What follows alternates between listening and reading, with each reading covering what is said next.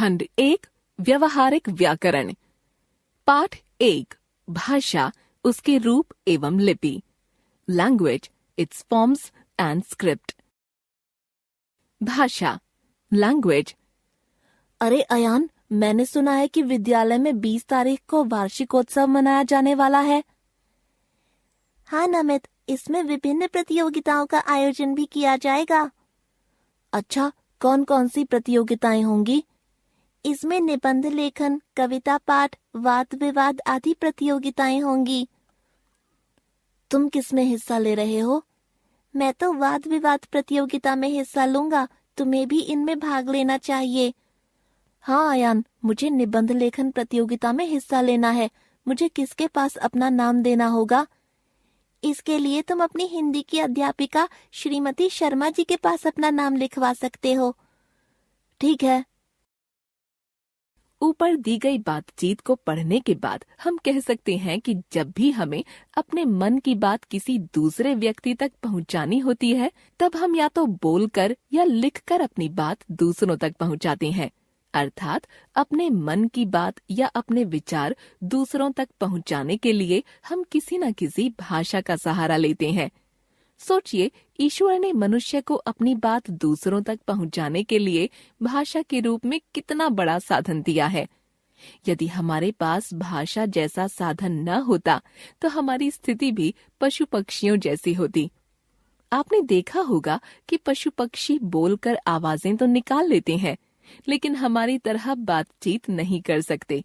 इसका कारण यही है कि उनके पास भाषा नहीं है। अब आप समझ गए होंगे कि भाषा बातचीत करने का एक साधन है। भाषा की परिभाषा।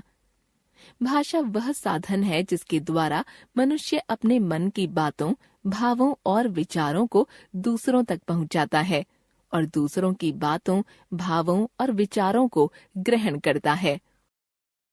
इशारों को भाषा नहीं कह सकते। इस चित्र में अध्यापिका पढ़ा रही है और एक बच्चा दूसरे बच्चे से इशारों में पेन मांगने की कोशिश कर रहा है।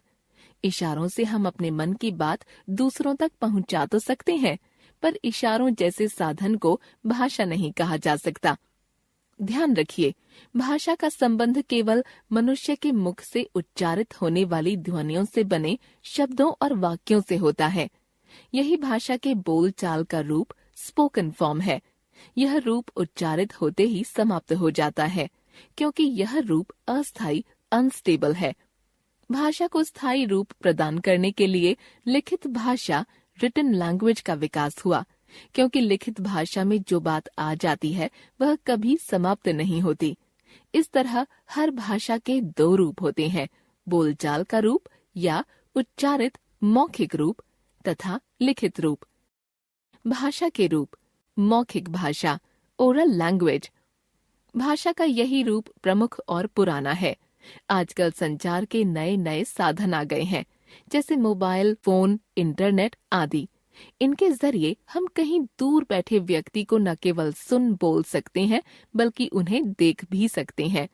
मौखिक भाषा का आधार मनुष्य के मुख से उच्चारित होने वाली ध्वनियां होती हैं, क्योंकि इन्हीं ध्वनियों के मेल से शब्द बनते हैं और शब्दों से वाक्य।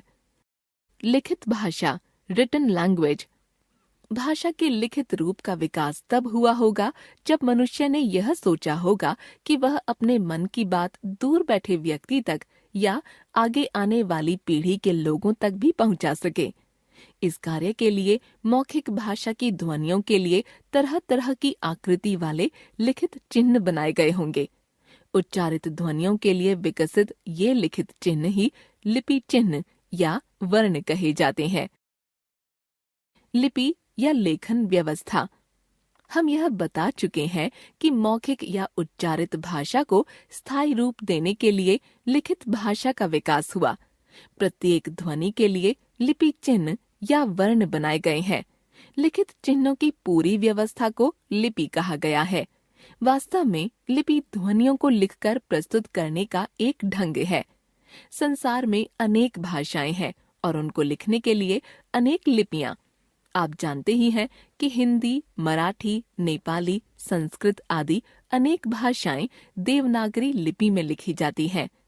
अंग्रेजी, फ्रेंच, जर्मन, स्पेनिश आदि भाषाएं रोमन लिपि में लिखी जाती हैं। पंजाबी भाषा की लिपि का नाम गुरुमुखी है। उर्दू फारसी लिपि में लिखी जाती है तथा बंगाली भाषा की लिपि है बांग्ला। ध्यान रखिए, भाषा की ध्वनियों को लिखित रूप में व्यक्त करने के लिए बनाए गए चिन्हों, वर्णों की व्यवस्था को लिपि कहते हैं।